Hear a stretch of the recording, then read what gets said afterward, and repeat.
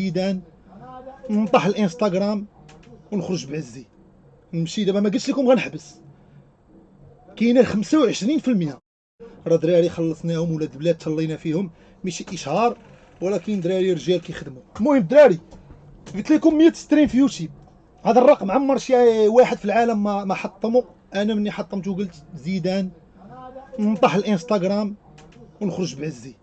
نمشي دابا، ما قلتش لكم غنحبس، كاينه 25% اللي غنقدر نستريمي في شي بلاتفورم اخرى. عندي شروط ديالي، بحالاش شنو عندي في ليسونس. مثلا تحميني هذيك البلاتفورم بان اللايف ديالي يتشاف لايف، ما يهزوش واحد اخر يديه الفيسبوك ولا التيك توك ولا. انا دوك الناس ما بقيتش باغيهم يشوفوني، انا باغي يشوفوني اللي يعرفوني.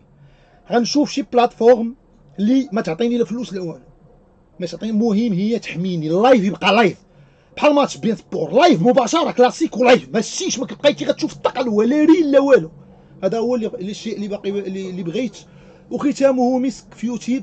عندك تخيلوا صاحبونا يقطع الستريم، غنبقى 12 ساعه اليوم دابا جور يلا بيدي، وناري كي بدات العزوه لحب، عرفتي كي باديه دابا.